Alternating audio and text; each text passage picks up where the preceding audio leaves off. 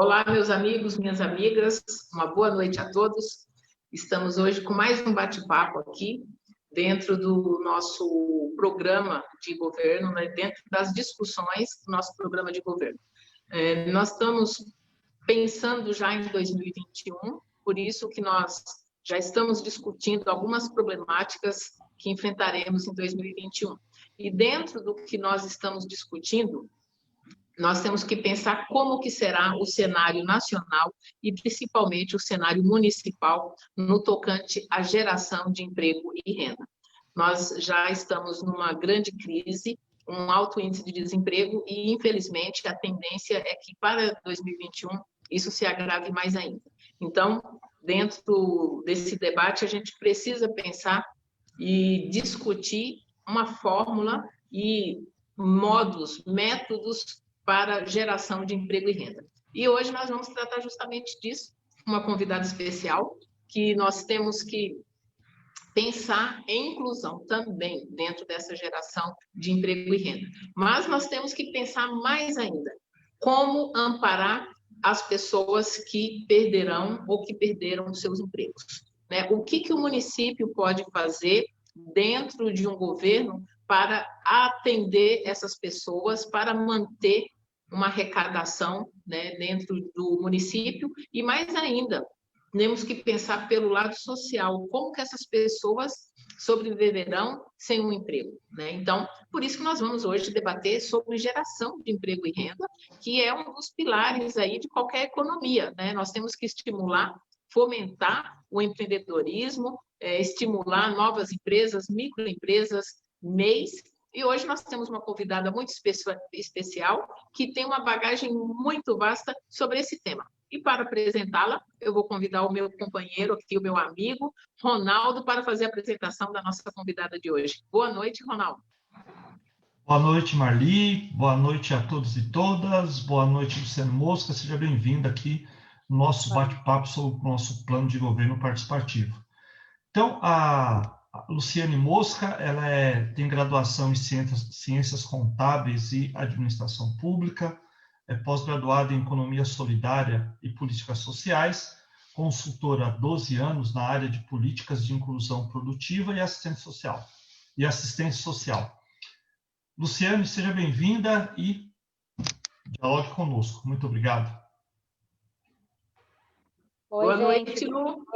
Boa noite, Marli, boa noite, Ronaldo, boa noite a todo mundo, né, a todos e todas que estão acompanhando a nossa conversa de hoje. Eu gostaria de agradecer a Marli, né, pelo convite, aos meus companheiros do Partido dos Trabalhadores, e eu espero realmente poder colaborar, trazer aí acho que uma reflexão, né, em torno dessa questão do trabalho e renda, em torno da questão da inclusão produtiva, principalmente nesse momento que a gente tem passado por conta da pandemia, onde a questão do desemprego, onde a questão, inclusive, da falta de renda, né, tem sido, acho que o maior desafio da atualidade aí para muitas famílias. Então, eu estou bastante feliz, viu, Marli, de poder colaborar com o seu plano de governo, e acredito que a questão da renda, do trabalho, da inclusão produtiva seja um eixo extremamente importante na construção de uma cidade mais justa, mais igualitária, uma cidade, inclusive, que possa se desenvolver econômica e socialmente. Com certeza, Lu. E nós que fazemos parte de governos democráticos, a gente precisa ter essa pauta. Não tem como pensarmos numa gestão sem pensar nessa questão de geração de emprego e renda, na questão da inclusão, da desigualdade, né, Lu? Então, a gente tem que trazer esse debate, né? Então, nós temos vários problemas dentro do município, nós temos vários problemas a nível nacional, mas como a nossa pretensão aqui é uma pré-candidatura à Prefeitura de Várzea Paulista, nós vamos trazer, nós vamos falar um pouco do cenário nacional, como que é essa questão, né, dos programas de geração de emprego e renda, e nós vamos trazer para o município de Várzea Paulista algumas ações que poderiam, ou podem, ou já fizeram parte aqui do nosso governo, na época do governo do Partido dos Trabalhadores, e como que a gente pretende inserir, né, discussão dentro do nosso programa de governo. Queria dar uma boa noite aqui ao pessoal que está chegando, o Manuel, a Imaculada, a Thelma, o Mauro, a Nena, a Dinalva, sejam bem-vindos, postem aí os seus comentários, curtam e compartilhem também, para que esses debates alcancem o maior número possível de pessoas.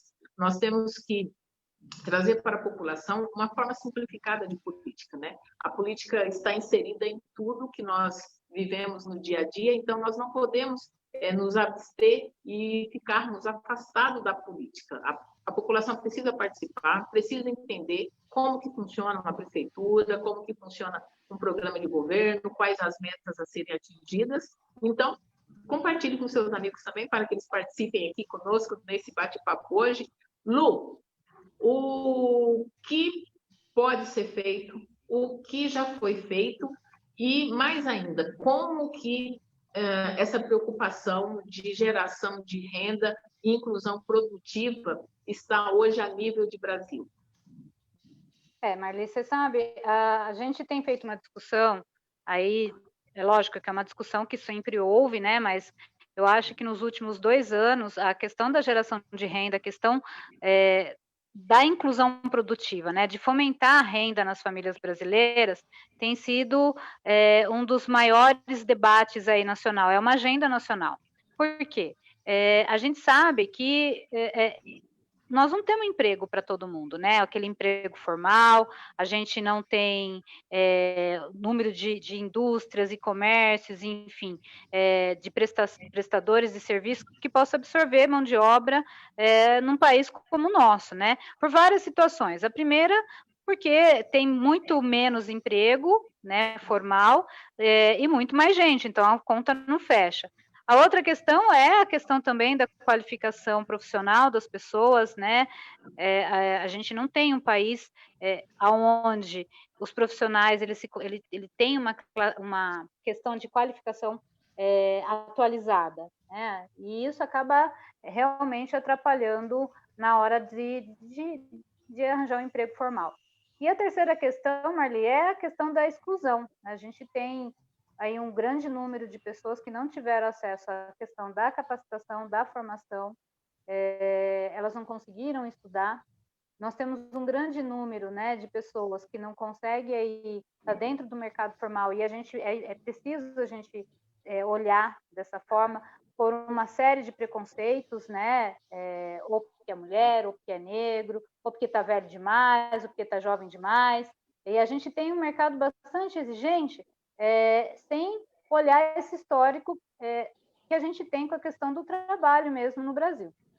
E essa questão, ela fica cada vez mais séria quando a gente faz a discussão de famílias, por exemplo, que estão em situação de vulnerabilidade. Hoje a gente tem uma média aí, salarial, por exemplo, na nossa região, né, em torno de R$ 1.500.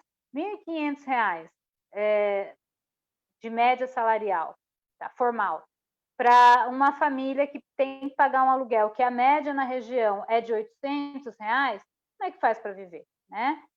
E aí, diante desse mercado cruel, né, e perverso, é preciso pensar novas estratégias. Então, quando a gente fala de inclusão produtiva, a gente pensa num conjunto de estratégias, de programas, de projetos e de ações que possam incluir essa grande fatia da população que está neste mercado informal e que não tem acesso ao emprego formal, né?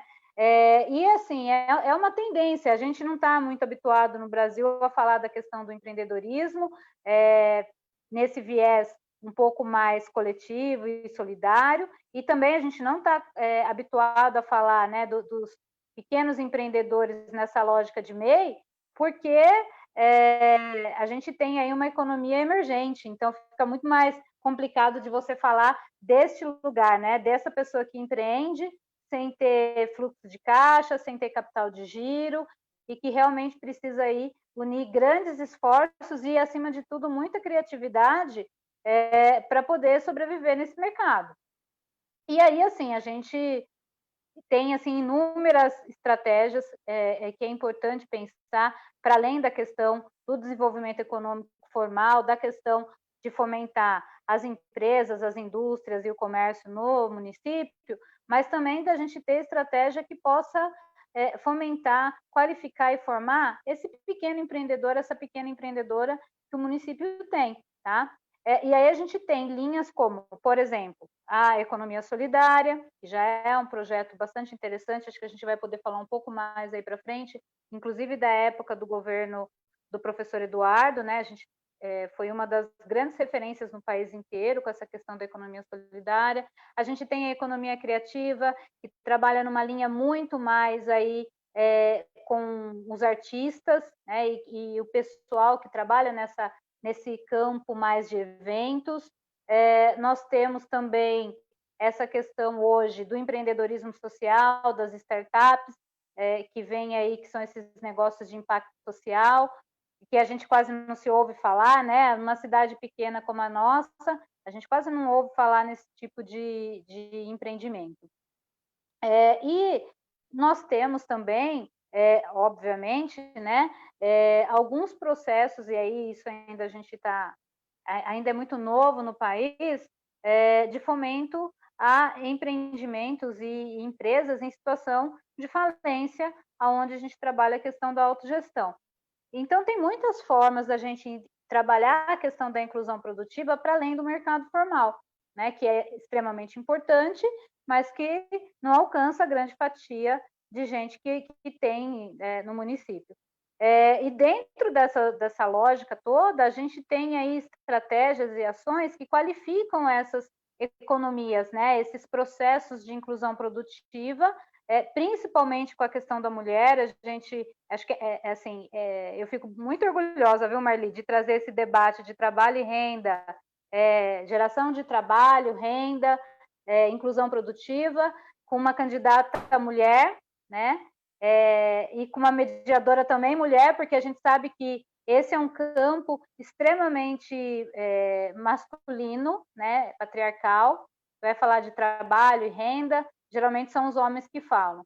Mas a gente precisa se atentar, né, que nós somos a maioria, né, hoje, inclusive se a gente pegar aí os dados de CadÚnico, as mulheres, elas, em sua maioria, dentro do arranjo familiar, ela é arrimo de família, e a gente aí já compõe mais de 62% do PIB brasileiro com a nossa mão de obra.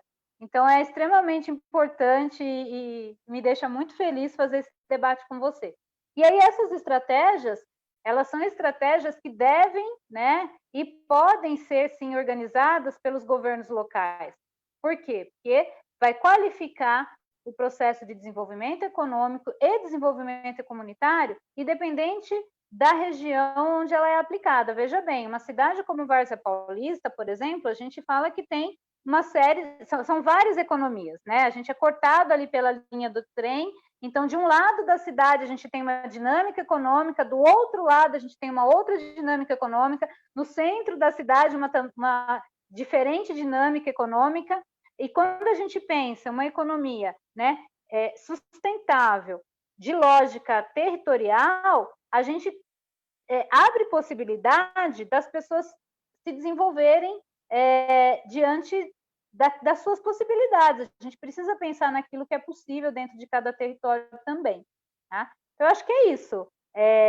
Acho que as inúmeras economias e estratégias que a gente tem aí de inclusão produtiva e de trabalho e renda, né, para a gente começar a debater para a construção aí do seu governo, que eu acho que vai ser o governo aí mais brilhante e não estou sendo demagoga, mas eu acho que mais coletivo de todos os tempos.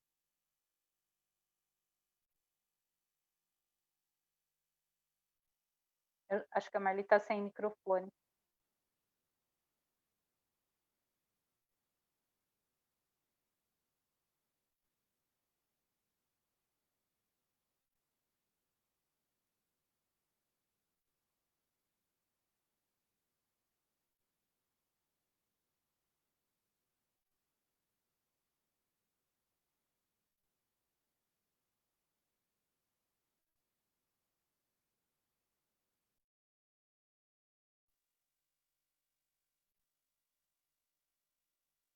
Mais uma vez aqui, liga o microfone e desliga o microfone, né?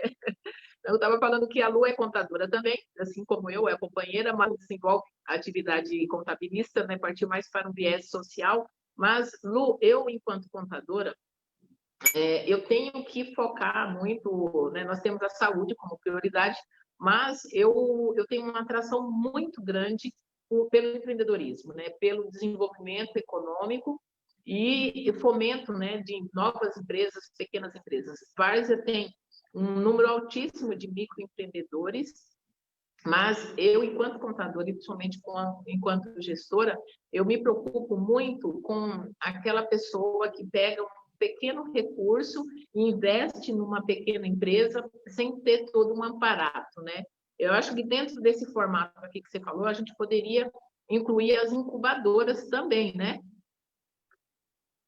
Hoje, Marli, as incubadoras sociais, né, a gente tem um misto. Nós começamos lá atrás com as incubadoras tecnológicas e que trabalhavam muito nessa lógica acadêmica, né? Até, por exemplo, a questão da economia solidária ela é muito debatida nesse campo acadêmico, que é extremamente importante, mas ela veio sofrendo aí uma transformação, né, e foi evoluindo para as incubadoras sociais, aonde a gente trabalha de acordo com a dinâmica e com a necessidade individual de cada empreendimento, né? E de cada empreendedor. Porque o que eu penso? Para a gente ter um bom empreendedor ou empreendedora, a gente precisa desenvolver uma série de setores, né? E de situações.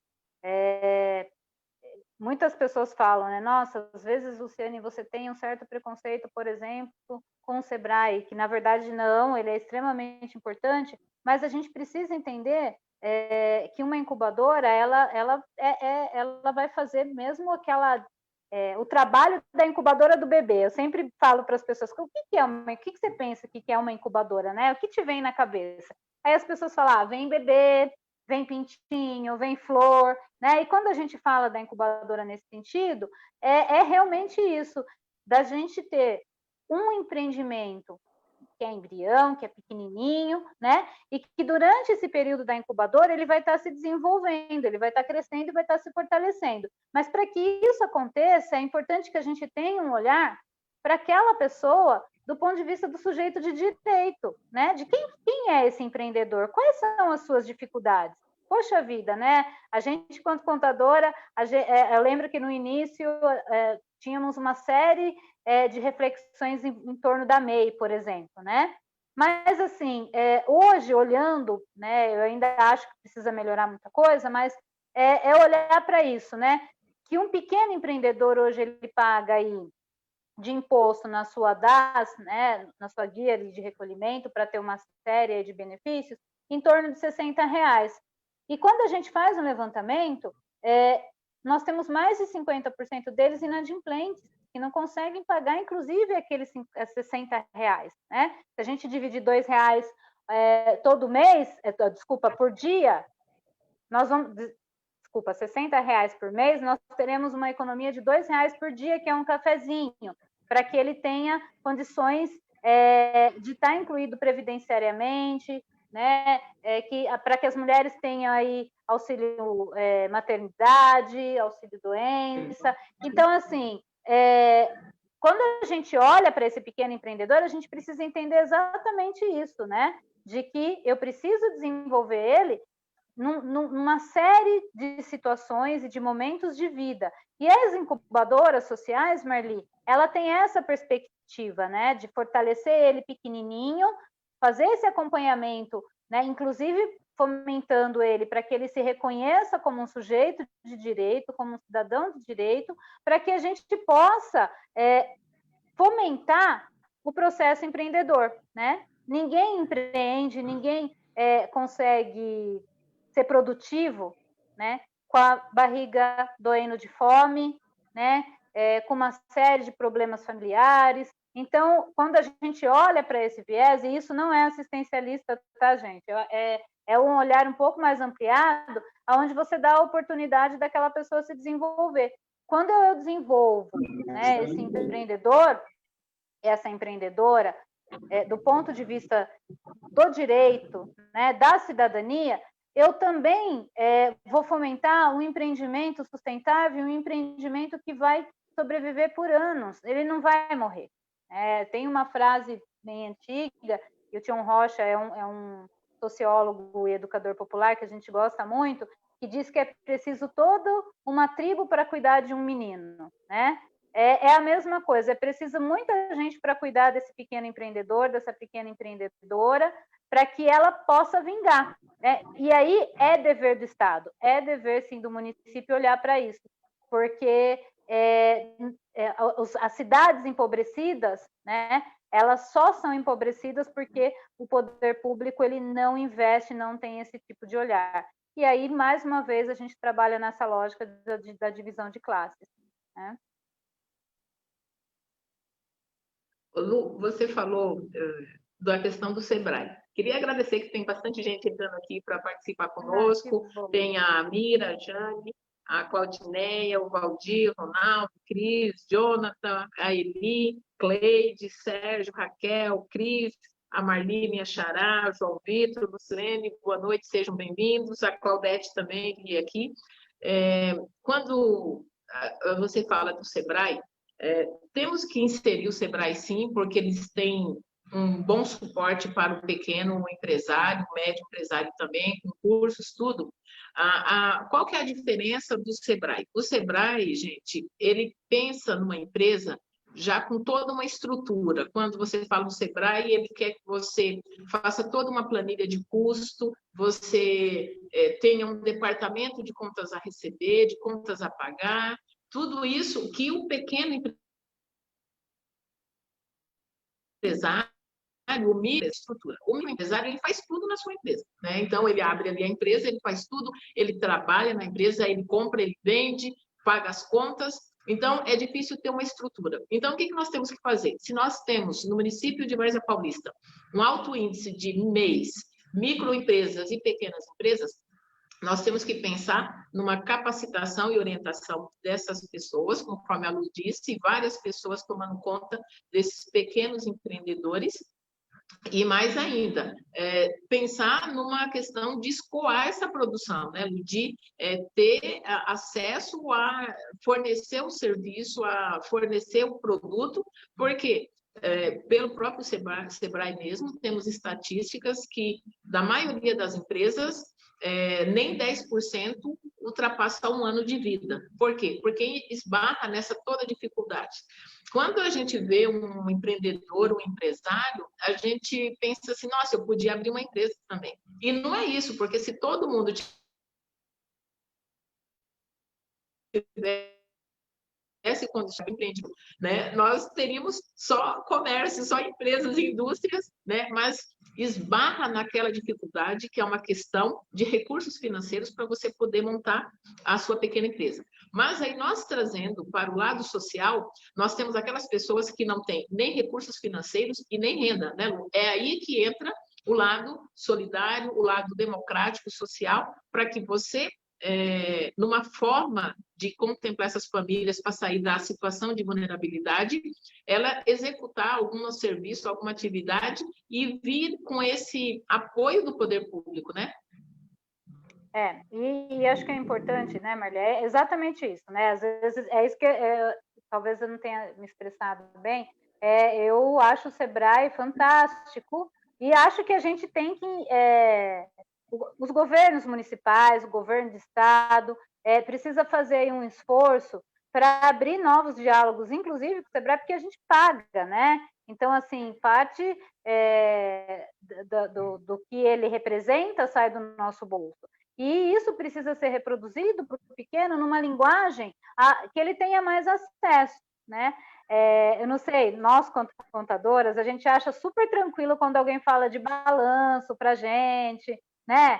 Poxa, balanço é a coisa mais fácil do mundo, imposto de renda, mas para um empreendedor que não tem, né, conhecimento dessa linguagem, fica muito difícil.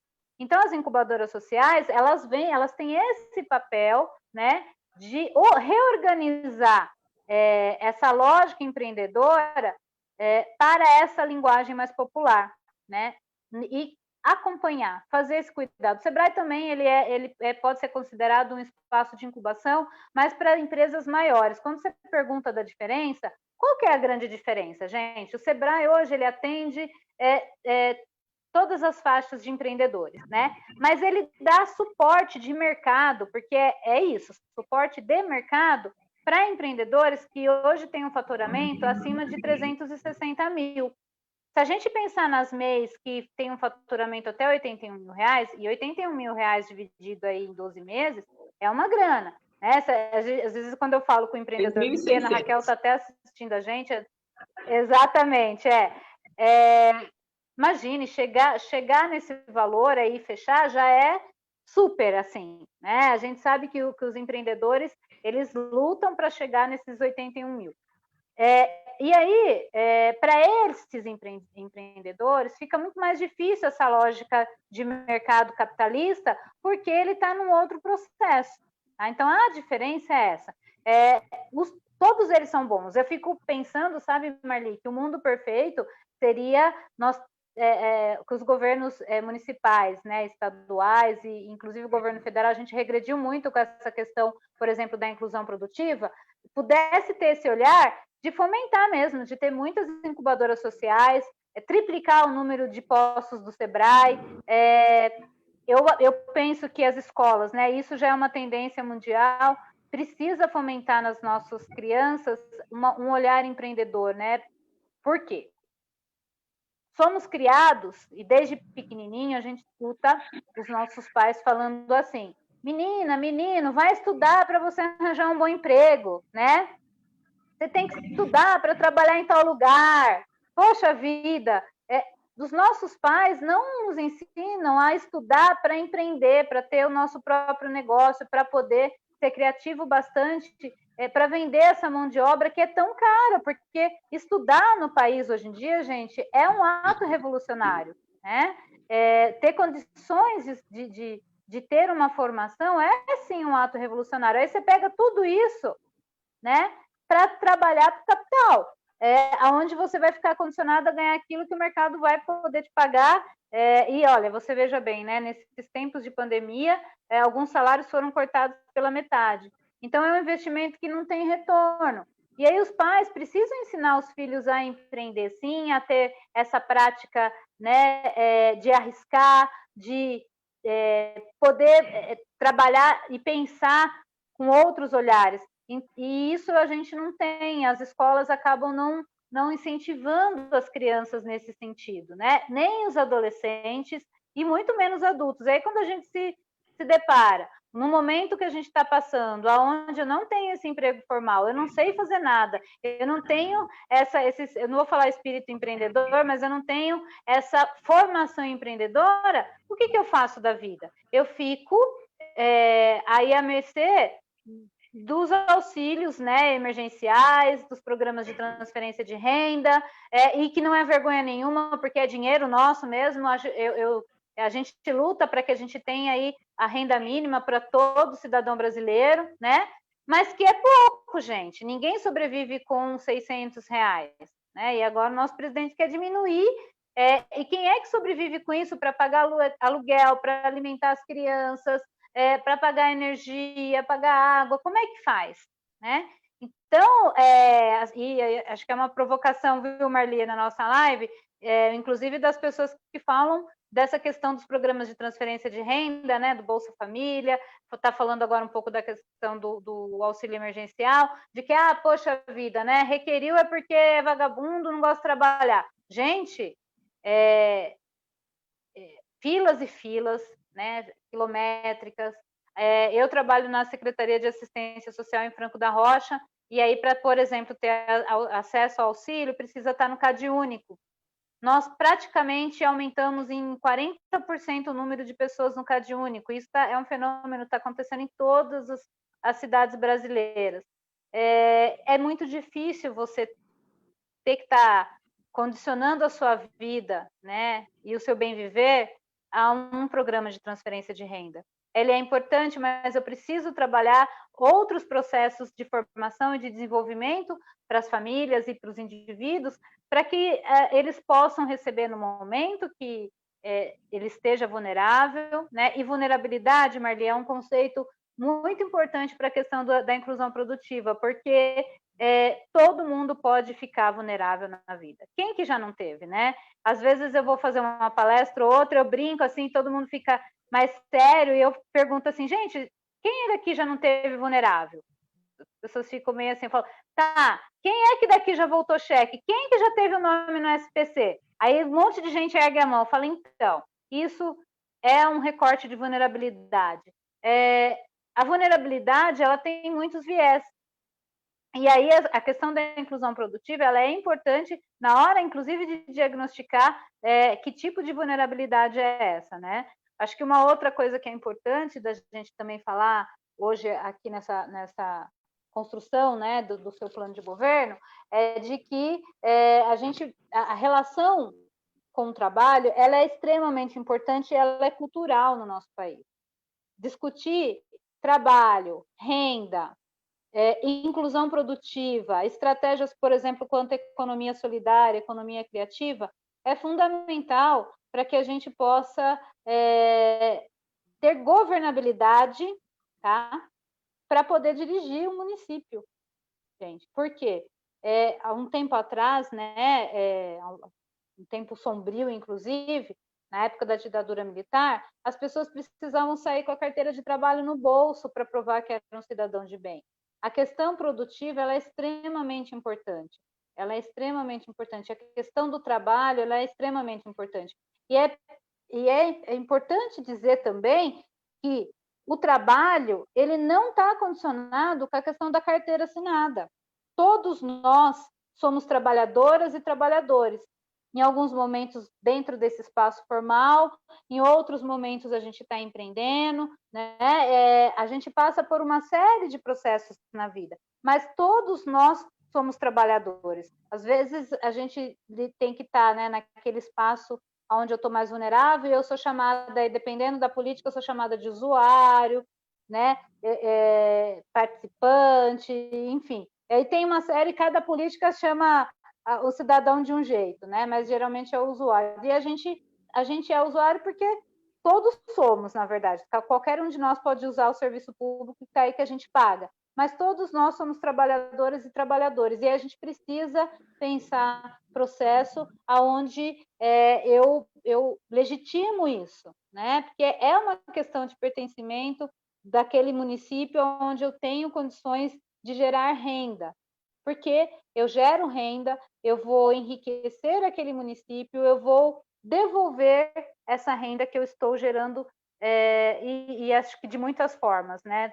Econômica, social, cultural, política. Então, eu acho que é fundamental a gente discutir e pensar estratégias. Os candidatos dificilmente entram nesse assunto, eu acho que esse ano aí é um ano bastante diferente, né? Muita gente tem corrido atrás aí para poder falar sobre isso, sabe, Marli? E eu acho que a nossa live de hoje ela é importante por conta disso, de fazer a reflexão, colocar isso dentro do plano de governo e acima de tudo, fazer com que os candidatos também, né, a vereança, possam pensar nas suas plataformas, nas suas propostas aí dentro do seu mandato, em estratégia que possam incluir as pessoas. Quando eu tenho renda, quando eu sou um ser produtivo, a questão da saúde, a questão da educação, a questão da infraestrutura, da mobilidade urbana, ela fica mais fácil de ser discutida e de ser levada. Não, com certeza. E, Lu, legal você ter comentado que às vezes as pessoas tiram sarro dos outros que usam o Bolsa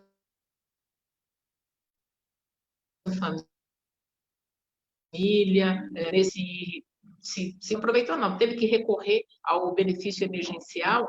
Só que engraçado, nos Estados Unidos nós temos pessoas que vivem permanentemente no seguro-desemprego, e o americano não tem vergonha nenhuma, né? Aí, aqui no Brasil, as pessoas chamam aquelas pessoas que estão numa situação, habilidade de vagabundo, que não quer trabalhar e quer viver de programas assistenciais, né? Então, é muito complicado isso quando você compara os programas no Brasil e os programas nos Estados Unidos, né? Muito...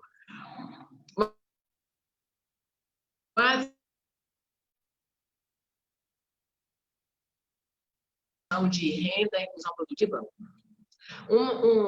Um debate que eu acho que a gente precisa desmistificar quando a gente fala isso, quando lá atrás, quando começou esses programas, todo mundo achava que era só a mulher ficar fazendo pano de prato, uma tornado para aquele lado, vamos dizer assim, doméstico, para ter uma renda imediata, mas hoje nós vemos grandes projetos municipais que não é mais essa produção bem manual, né? Um handmade, né?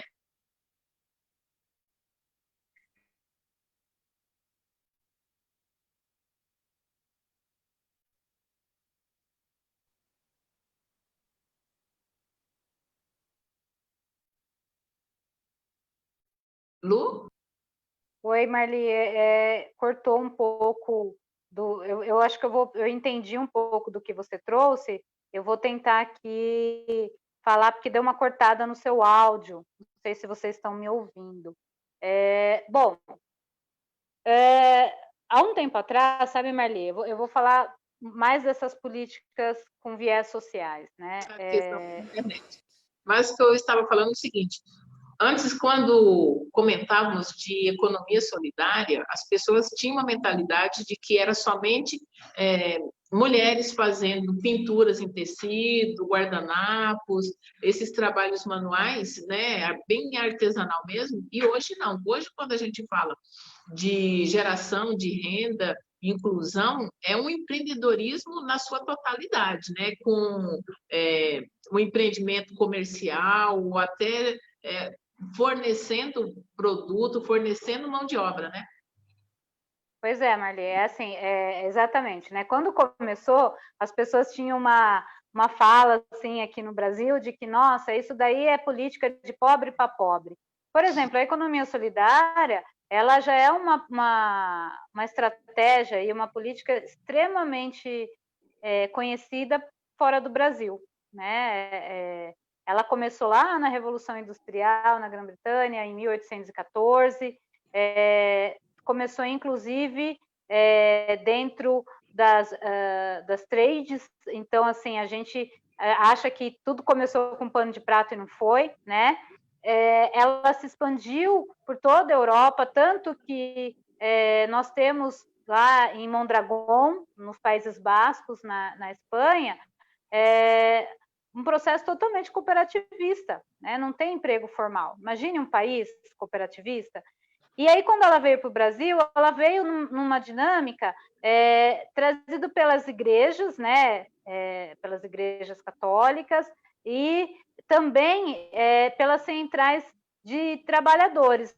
E aí, isso meio que ficou muito ali organizado para a família em situação de vulnerabilidade, porque, de fato, era uma estratégia mais próxima das famílias em situação de vulnerabilidade, mas ela acabou se expandindo, né, e tomou conta de uma parte da indústria, da lógica autogestionária, principalmente das indústrias que faliram, numa dinâmica cooperativista. Lógico que hoje a gente tem um monte de Coopergata, a gente fala, né, dessas cooperativas de saúde, enfim, que tem outra lógica. Mas ela foi se expandindo, virou uma política pública. Em 2003, ela virou uma secretaria nacional, com o professor Paul Singer, estava organizada em mais de 18 ministérios, com ações expressivas, né? Aonde a questão do pano de prato era fundo, mas assim, fundo por quê, Marli? Acho que é importante a gente falar, né? Porque ela valorizava um trabalhador que há muito tempo atrás deixou de ser notado, que eram os nossos artesãos. A gente sempre teve, né, pessoas que trabalhavam com artesanato. Quer ver uma coisa importante?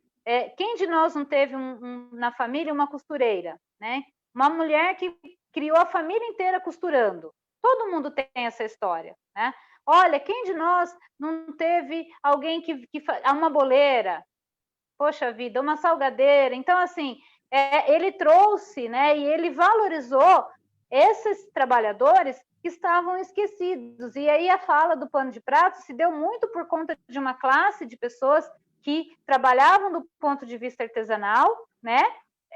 Mas que estavam aí à margem. E a economia solidária, ela acabou sendo política em outros estados por conta dessa dinâmica coletiva. Quando a gente viaja, a gente acha super bonito, né? Eu vou aí para as cidades nordestinas, eu acho muito legal quando eu vou lá e tem uma vila de pescadores, tem as rendeiras, tem a associação das mulheres que fazem cestos, tudo isso está dentro da lógica da economia solidária.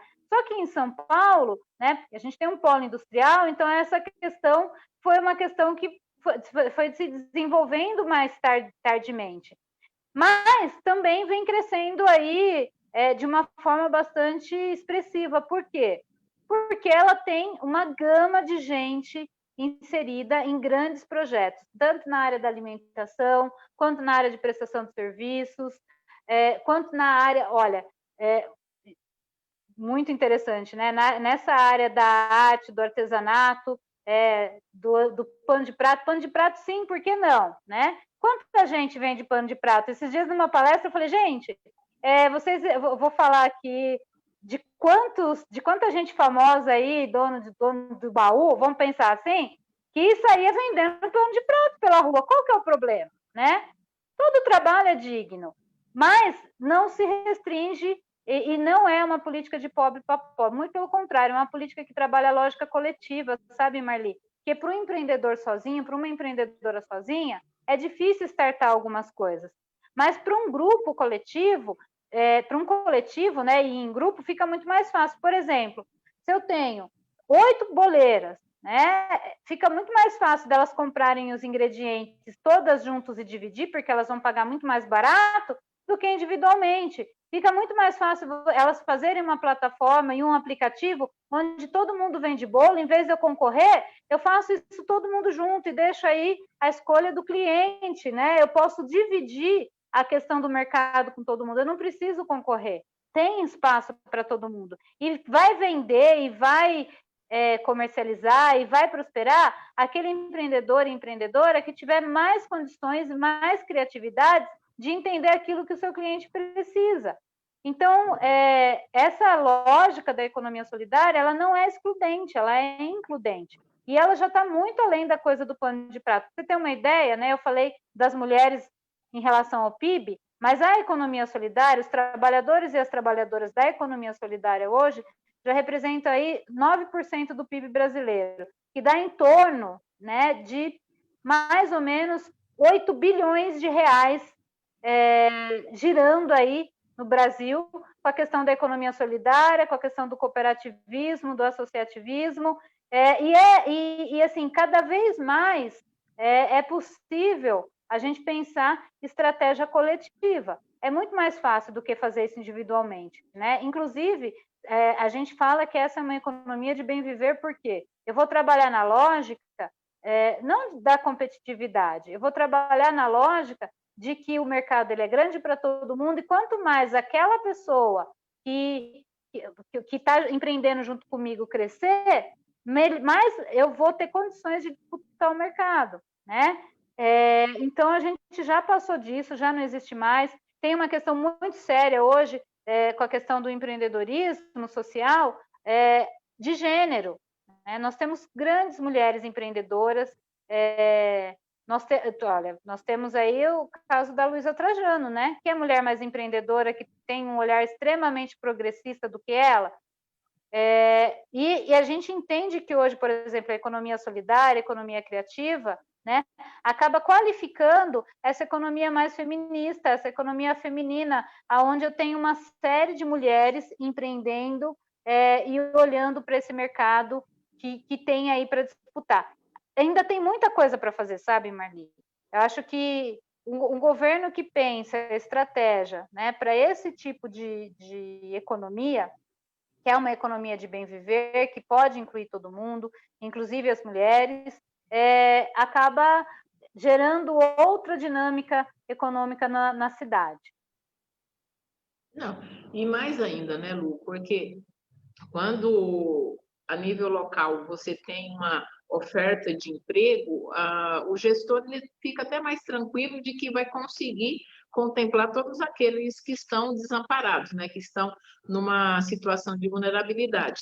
Mas você tem que pensar nisso, porque nós estamos já numa crise, né, um desemprego tremendo, e o que você vai fazer com essas pessoas, né? O benefício emergencial, acho que foi até o final do ano, mas vai acabar um dia e, como você falou, R$ 600 não dá para manter uma família, né? Principalmente se pagar aluguel. Mas, Lu, vamos falar um pouquinho dentro do perfil dessas empreendedoras, dessa, vamos dizer assim, fatia do mercado, porque o que eu observo muito, qual que é o diferencial das mulheres e dos homens? Quando o homem perde o emprego, fica sem renda, são poucos que têm aquele ímpeto de reagir, de procurar uma alternativa, né? Não conseguiu uma colocação naquela sua profissão, né, que você desenvolvia, mas não pensa, fala assim, vou fazer tal coisa agora, vou tentar isso, porque parte mais das mulheres, né? Eu tenho a impressão, me confirma se eu estou certa ou não, me corrige também se eu estiver errada, mas a reação imediata,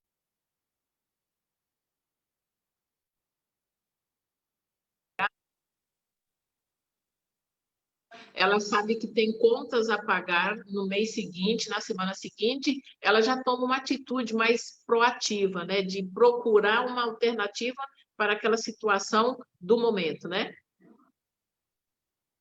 Eu penso, sabe, Marli, e agora vamos falar que nós vamos fazer falas extremamente feministas e eu acredito que sim, né, seja mesmo, mas é uma fala bastante moderada dentro desse contexto. A mulher, ela tem uma dinâmica muito mais ativa do que o homem, por quê? Ela tem uma lógica de cuidado, essa é a primeira coisa, né? Ela é a base da família, é a base da sociedade, sim. Quando eu sempre coloco uma situação, por exemplo, olha, quando morre alguém na família, né? Quem é que vai juntar os caquinhos? Quem que vai cuidar de todo mundo? Sempre é a mulher. Então, a mulher, ela é, assim, a base da sociedade, e ela tem uma lógica de pensar a questão da renda totalmente diferente do homem. Por quê? O homem, e aí é uma questão de gênero e de lógica, tá? O homem, ele estuda, né? Ele tem a sua profissão, e ele não, muitas vezes, ele não se sujeita, né, a outro trabalho, ele não está aberto a outro trabalho. Muitas vezes também, para além disso, tem uma questão de visão de mundo, né? De que, olha, poxa vida, eu me formei, eu sou engenheiro, eu vou trabalhar como garçom, além de eu estar nessa coisa eu vou estar me diminuindo, não é a minha profissão. A mulher, ela tem uma outra dinâmica, né? Ela pensa, poxa, tudo bem, nós somos contadoras, né, Marli? Mas veja bem, além de contadora, Marli quer ser gestora do município. Além de gestora, Marli é mãe. Né? Além de mãe, Marli, em alguns momentos, também é conselheira. Né? Marli planta, Marli pinta a casa. A mulher, ela tem uma lógica de sair fora do quadrado com muito mais facilidade do que o homem, porque é uma questão de gênero, é da mulher, né? A maioria dos empreendimentos, por exemplo, das MEIs que abrem, que são mulheres, elas têm mais condições de sobrevivência, porque a mulher, ela tem mais condições de reorganização de processo. Tá? O que é isso? Não dei conta daquilo, eu não consigo mais costurar, por exemplo, a costureira, tá? Não consigo mais costurar, eu vou precisar aprender alguma coisa, então eu vou bordar. Então, eu vou customizar. né? Eu não consigo mais fazer roupa, eu vou fazer roupa de pet, por exemplo, entendeu? A boleira, né? Eu presto consultoria e, às vezes, conversando com algumas empreendedoras, elas fazem essa discussão. Poxa vida, né? Antigamente a gente tinha que fazer lá os bolos normais, as boleiras, por exemplo. E hoje não, hoje eu tenho que, para mim poder estar nesse mercado, eu preciso fazer o bolo sem glúten, o bolo low carb, o bolo não sei o quê, né? O homem não tem essa condição de pensar várias coisas, né? E aí, nesse sentido, as empreendedoras, elas saem na frente, sim. E eu acho, sabe, Marli, que seria muito interessante se, nessa lógica de gênero, né, os homens estivessem mais abertos a aprender com as mulheres, né, a saírem fora do quadradinho, a ter esse olhar muito mais ativo, por não ser tão passivo em relação ao mercado, né? E eu não estou dizendo que o homem não tem vontade, não é nada disso, viu, gente? Mas dessa dinâmica de olhar muito para além do horizonte, né? Eu preciso olhar para frente. Empreender, eu acho que uma das grandes coisas que levam as pessoas a empreender e terem sucesso é não ter medo do salto, sem saber para onde que a gente vai pular, né? Eu vou pular, vou saltar, eu não sei onde que eu vou parar. Acho que isso é uma questão, né?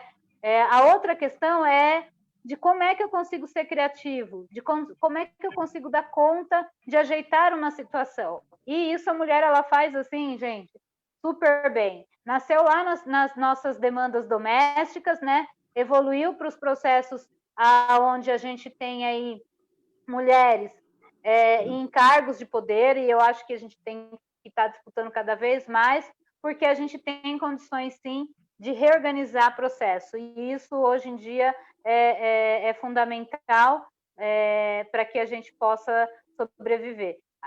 O mundo seria muito melhor, né, se tivesse muito mais mulheres no poder pensando em reorganização de processo, pensando nessa questão da sororidade, que hoje a gente praticamente, aí a gente precisa ficar disputando um espaço muito custoso, mesmo a gente sendo muito mais criativa, muito mais ativa, muito mais persistente, né?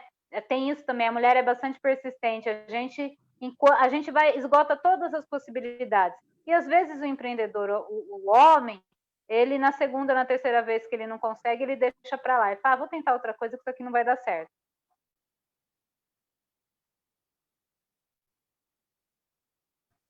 Muito legal. Bom, agora eu vou puxar a sardinha para o meu lado, porque é justamente isso que eu sempre falo quando eu converso com as pessoas sobre a minha pré-candidatura a prefeita, que a mulher tem um olhar diferente sobre todos os ângulos, né? Então, na questão da saúde, na questão da segurança, na questão do empreendedorismo. Então, esse diferencial da mulher. Mas, queria agradecer aqui o pessoal que está conosco, o pessoal está comentando bastante, a Raquel, aqui, que é uma microempreendedora também. Então, queria agradecer aqui ao Gelson, que está conosco, a Lucilene, o Ratão, a Márcia, o Nilton Henrique, o Tiago, o Emerson, o Sérgio, o Valdo, a Helena, o Francisco. Sejam bem-vindos e compartilhem aqui o nosso debate, comentem, né? Porque os microempreendedores aqui se manifestaram, que tem bastante na área de eventos, na área criativa. Mas, Lu, quando eu falo que nós estamos fazendo o debate, não é simplesmente para falar dos problemas da cidade, mas que a gente pensa também em alternativas para esses problemas, né? A Lu tem uma vasta experiência dentro do programa de geração de renda e inclusão produtiva. Lu, pela sua experiência, eu gostaria que você contasse um pouco dos programas que você desenvolveu e o que poderiam ser implantados em Várzea. Você falaria para nós um pouco disso aí? Falo, claro. Você sabe, Marli, acho que a gente chegou agora num ponto fundamental da nossa conversa, né? De como é que a gente transforma tudo isso que a gente conversou em política pública, né? A inclusão produtiva, o processo de desenvolvimento econômico, ele precisa ser olhado por esse viés da política pública, da gente ser uma cidade empreendedora e que possa fomentar, né, processos de inclusão produtiva. Você sabe que aqui em Várzea, né, eu sou moradora de Várzea, moro aqui no Mursa, né? Tenho muito orgulho de morar em Várzea. Eu fui servidora pública do município de Várzea durante 12 anos, é muito tempo, né? E aí, assim, dentro desse caminhar, eu já participei, né? A gente construiu, vou falar assim que nós tivemos um governo que construiu um projeto de inclusão produtiva extremamente importante para o município. Logo quando a gente começou, a gente tinha um viés aí de trabalho com as famílias da assistência social, e que isso depois foi ampliando, porque tinha uma demanda livre de pessoas que não precisavam da assistência social do ponto de vista dos programas, mas precisavam da assistência social, dessa lógica de fomentar o desenvolvimento econômico familiar. E aí, sabe, Marli, aqui em Várzea nós fizemos projetos lindíssimos. Nós tivemos a Casa da Beleza, da Casa da Beleza, né, mulheres que participavam dos programas de transferência de renda, eram acompanhadas pelos CRAS, mulheres que não tinham, por exemplo, ensino fundamental, e que hoje elas estão na faculdade, né, estão cursando uma faculdade, e isso acaba orgulhando bastante a gente. A gente teve um café muito legal também, a gente teve o Lab, o DigiLab, que é um projeto voltado para os jovens. Esse projeto do laboratório digital, do Lab Digital, ele foi um projeto custeado, na época, pela Petrobras. Para você ter uma ideia, nós tínhamos um projeto que captava bastante recurso, né? E que trabalhava a questão de multimídias e da endocomunicação com jovens. Por quê? A gente sabe, né? A Marli sabe, mãe de 2 jovens, que eles estão extremamente conectados com o mundo. Se eu quero dialogar, quero conversar, e hoje eles trabalham, eles conversam, namoram, né? Todos nós, na verdade, a gente faz isso muito dentro das mídias sociais. Naquela época, 8 anos atrás, a gente já fomentava esse tipo de projeto. Nós tivemos também um banco comunitário em Vila Real, que foi um grande orgulho, porque você imagine ter um banco que feito, a gestão é feita pela comunidade, empresta dinheiro com juros de manutenção do espaço, praticamente não tem juros, tem avalista solidário, sabe, Marli, a metodologia dos bancos comunitários é muito interessante, né? É feito com aval solidário. Quem que é o avalista solidário? Os vizinhos. Porque a gente parte do princípio que os vizinhos conhecem a vida da gente inteirinha, né? Vai falar se a gente é bom pagador, se a gente é gente boa, se não é. Tem estratégia e metodologia bastante interessante e popular. Nós tivemos um banco comunitário, a nossa moeda se chamava Orquídea. No programa de economia solidária, a gente trabalhava as feiras de trocas, Marli. Cada território do CRAS tinha uma moeda social que trazia a história daquele bairro, e as feiras de trocas, elas eram um sucesso. Cada feira que a gente fazia era 200, 300 pessoas no período, o que comprovava que ninguém é tão pobre que não tem nada para oferecer, né? Na feira de troca, todo mundo tem alguma coisa para oferecer, ou que não seja um produto, né? Mas que seja um saber, e isso enriqueceu muito o trabalho de desenvolvimento comunitário no município de Várzea. Nós tivemos, para além dessas ações mais de incubadora, as feiras. A gente fez uma feira aqui, em Várzea, que todo mundo ficou sabendo, assim, gente. Foi uma feira regional, nós pegamos a região de Campinas, foram mais de 40 municípios, e foi muito bonito. A gente tinha uma dinâmica de fazer feira aqui em Várzea Paulista e convidar outros municípios, e também incentivar os empreendedores do município. Foi muito bonito. Nós ganhamos um prêmio a nível nacional, falando do projeto de economia solidária. Inclusive o professor Eduardo foi representar a gente lá em Brasília. Eu até nessa época participei. Eu era servidora efetiva, né? Servidora pública efetiva da prefeitura na época, e foi muito bonito. Isso aqui em Várzea Paulista. Depois eu atuei em outros municípios, por exemplo, Marli, em Rio Claro, por exemplo, com essa questão da prestação de serviços, né? Lá tinha a agência solidária, onde trabalhavam com as pessoas por exemplo, com a área da limpeza, né? Que é uma área que a gente não acha profissional. A gente fomentava as mulheres que estavam no programa de transferência de renda, muitas delas já tinham uma dinâmica, já trabalhavam com essa questão das faxinas, né? Nós reorganizamos isso, porque, infelizmente, no nosso país, né, as pessoas que trabalham com limpeza e trabalham com faxina são marginalizadas, é uma coisa incrível, e elas viraram empreendedoras da área da limpeza.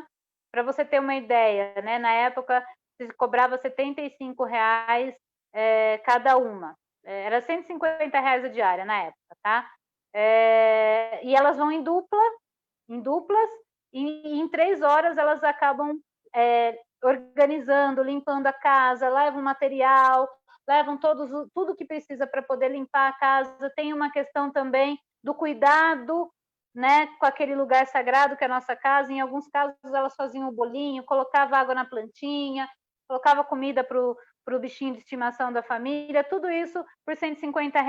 A gente tinha uma lógica de pensar que cada dupla trabalhava em 2 casas por dia, que seriam 6 horas de trabalho, porque essas mulheres tinham filhos, tinham que ajudar a fazer dever, tinham que cuidar da casa, aquilo tudo que a gente tem para fazer, mas que também empreendiam. E aí você veja bem, né? Elas em dupla ficavam R$ 75 para cada uma, seriam R$ 150 por dia. E em uma semana, R$ 750, né? Em um mês, 2.000, quase R$ 3.000, né? Para quem não tinha renda nenhuma, era uma renda do Bolsa Família. E isso foi um sucesso, né, na cidade. Então, a agência solidária ela foi extremamente importante para trabalhar essa área do trabalho. E hoje, né, eu sou diretora de proteção social e trabalho no município de Franco da Rocha também. Eu não sei se tem alguém assistindo a gente. Queria mandar um abraço para o companheiro Maurici, né, que finalmente foi diplomada, nosso deputado estadual aqui da região. Um abraço também para o Kiko, para a Ana Maria, que é a secretária de lá, e para toda a equipe que trabalha comigo em Franco. E lá hoje nós temos um projeto que também é referência no Brasil como um todo. A gente tem um café extremamente charmoso, que tem o nome de Carlitos, que era a portaria do Juqueri, trabalha com o pessoal da área de alimentação e do artesanato. Temos uma loja que se chama Boutique Social, que trabalha também com o pessoal do artesanato, o pessoal do MST dentro do shopping, né, um lugar muito legal. Tem uma feira que acontece, hoje não está acontecendo por conta da pandemia, mas acontecia todos os finais de semana no parque da cidade. Nós temos uma série de projetos aí voltados para a área da costura, tem o Franco Fashion. Tem uma coisa super interessante, Marli, lá em Franco, que é a cervejaria artesanal, chama Juca Beer, né, por conta do Juqueri, que é histórico no município, e é a primeira cerveja social artesanal do estado de São Paulo, também fruto do projeto do Programa de Economia Solidária. Então, assim, é uma série de estratégia que você consegue incluir desde as pessoas que estão nos programas de transferência de renda para dar esse retorno, porque, gente, não vai durar para sempre, tá? Não dá para sobreviver e não dá para cuidar de uma família com um programa de transferência de renda. Ele é uma ajuda.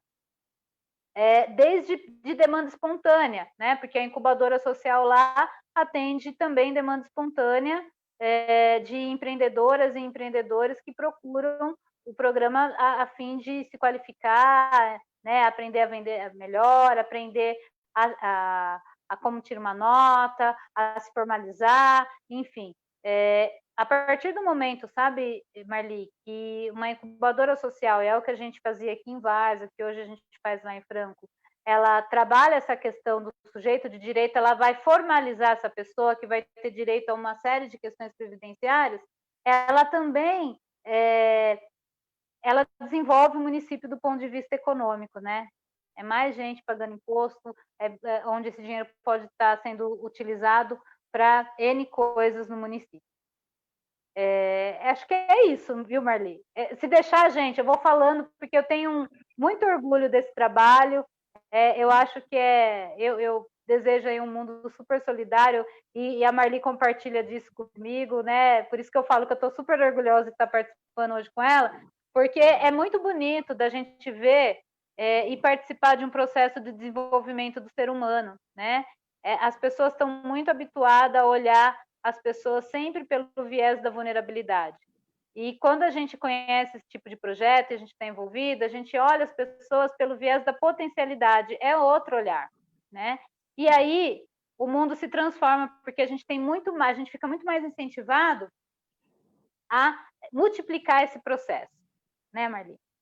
Sim, né? E é justamente isso que a gente tenta aqui fazer isso, né? Tentar conciliar tudo o que o município tem, que as pessoas têm a oferecer e fazer essa ligação. Queria agradecer o pessoal que está aqui, a Helena, o Francisco, a Rose, a Vânia, o Robson, a Márcia, a Cida, né? Sejam bem-vindos, estamos aqui comentando. E o seu projeto lá em Franco é muito lindo e eu até já pedi uma agenda com o Kiko para eu fazer uma volta lá em Franco da Rocha para conhecer os programas que estão sendo desenvolvidos e também aqui nos nossos municípios vizinhos, que a gente tem muitos amigos, para conhecer o que está dando certo, porque o que está dando certo pode ser copiado, né? Não é questão de orgulho, né, de não trazer bons programas para a cidade de Várzea Paulista. Lu, o Ronaldo tem uma pergunta para você, mas depois eu queria perguntar também se dentro desses programas aí de geração de renda e inclusão, existe verbas que a gente pode buscar, montar o projeto e ir atrás de recursos. Depois você me responde, eu vou chamar o Ronaldo para ele fazer a pergunta dele, e aí a gente volta nesse tema de novo, né? Ronaldo, você está por aí? Oi, gente, boa noite. Ô, Marli, estou sim.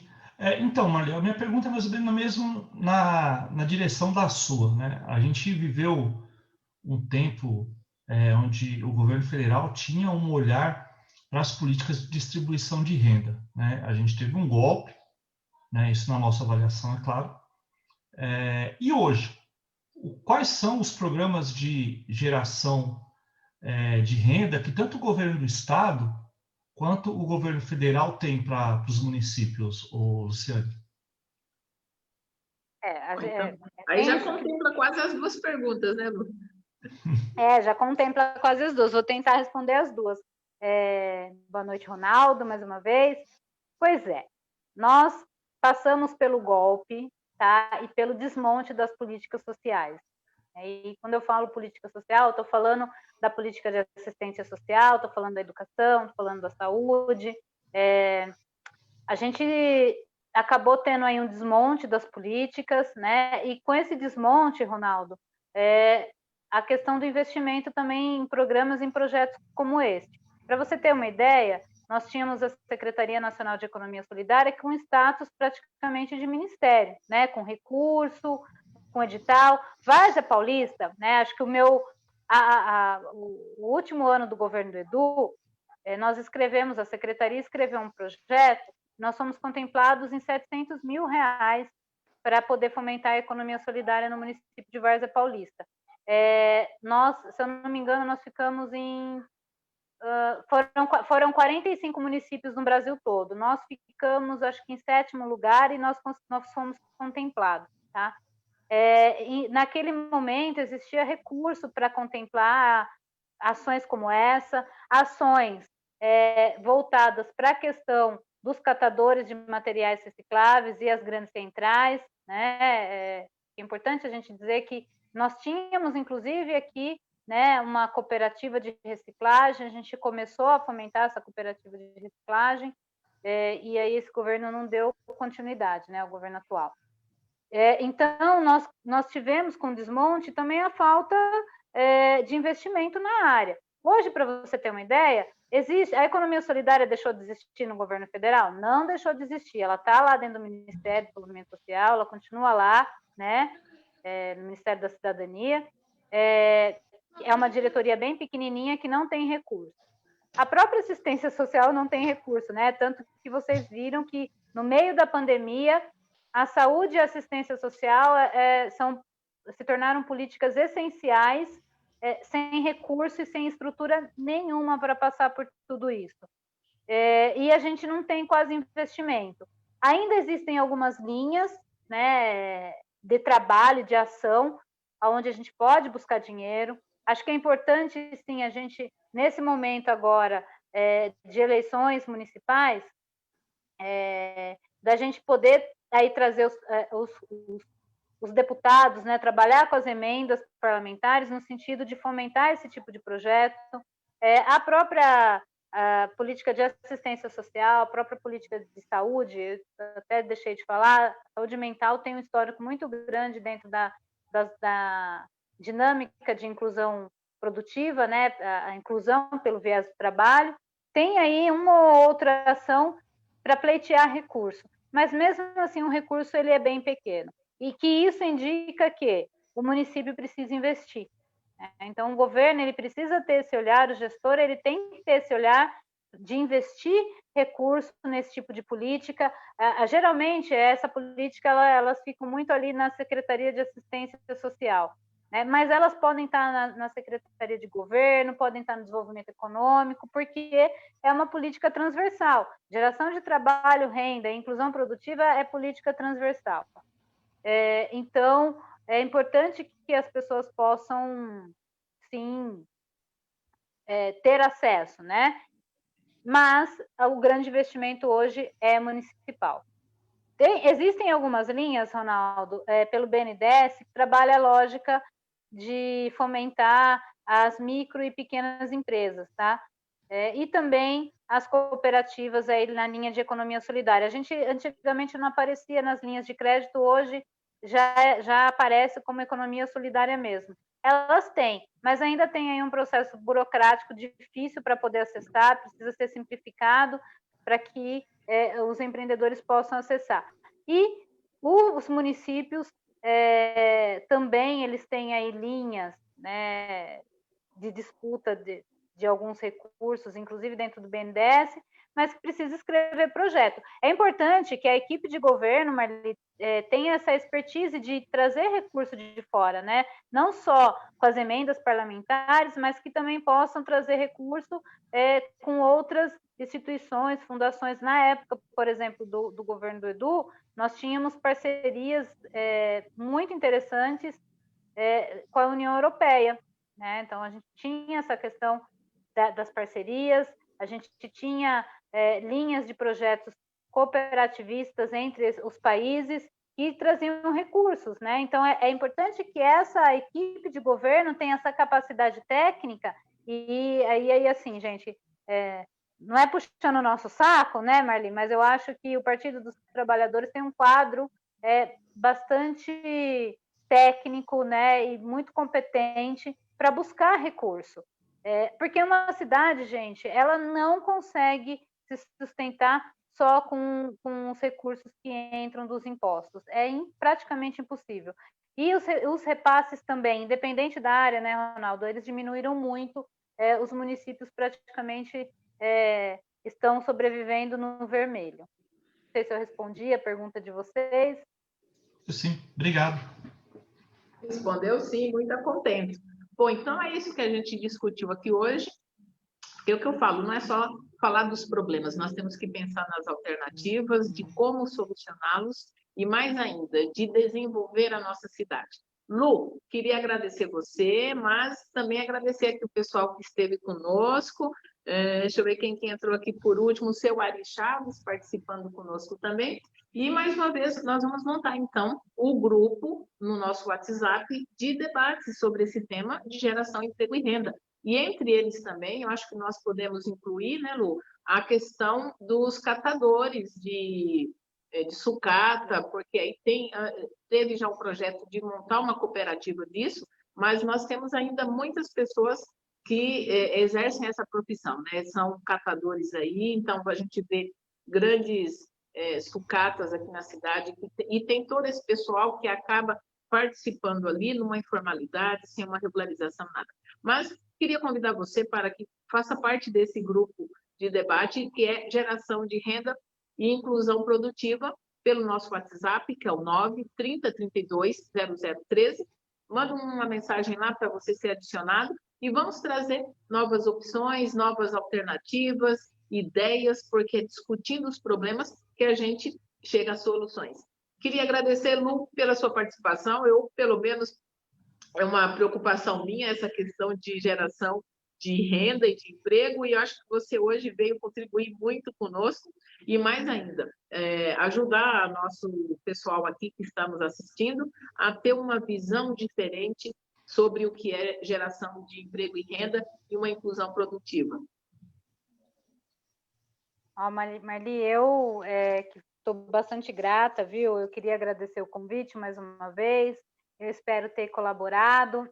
Eu acho que essa construção democrática e participativa é fundamental para que a gente tenha uma cidade construída a muitas mãos, né, mas com uma gestora séria, que tem um olhar ampliado, que consegue pensar para todo mundo, né? Governar não dá para ser só para um grupo. É importante pensar que tem que governar para muita gente e muita gente diferente. Eu queria agradecer mais uma vez, queria agradecer a todo mundo que participou com a gente. Eu fico à disposição para tirar dúvida de vocês. Quem tiver dúvida, eu estou à disposição. E acho que é isso, né, Marli? A gente vai junto na construção desse plano de governo. Acho que vamos de mão dadas aí, né, acho que neste sonho, né, da retomada de uma cidade mais justa, uma cidade que trabalha, uma cidade que não reclama, né? A gente não tem medo de trabalhar, não tem medo das coisas que estamos passando, né? A gente está num momento bastante difícil, mas é ir junto. Eu acho que a construção coletiva, ela é maior do que tudo isso, viu, Marli? Parabéns, estamos juntas aí, né, rumo à vitória, vai dar tudo certo. Mais uma vez, eu estou muito orgulhosa de participar de um debate com uma candidata, uma pré-candidata mulher, e acho que é isso, a gente precisa incentivar outras mulheres a estar nessa construção conosco. Muito obrigado, boa noite, gente, um abraço. Boa noite. Obrigada, Lu. Ronaldo, muito obrigada. Tamo junto. Então, tá aí, obrigada a você que ficou aqui conosco. Eu espero que tenha sido um bate-papo gostoso. Já passaram aí quase 1h30 a gente discutindo e falando da situação que são as cidades hoje, né? Então, nós estamos aí diante de um cenário não muito otimista e nós temos que pensar nessas alternativas para poder gerar emprego e renda. E a gente volta semana que vem com mais um bate-papo, porque eu estou preparando um assunto muito importante, principalmente para o pequeno e médio empresário de Várzea Paulista. Nós vamos buscar aqui algumas, vamos dizer assim, experiências da região que têm dado certo, e nós vamos trazer para que vocês conheçam o que pode ser feito dentro desse momento de pandemia, e mais ainda para 2021, para que nós tenhamos uma cidade digna e progressista. Então, meu muito obrigada a você, e a gente volta semana que vem, se Deus quiser. Um bom final de semana a todos. Gente, boa noite e obrigada. Boa noite, gente. Boa noite.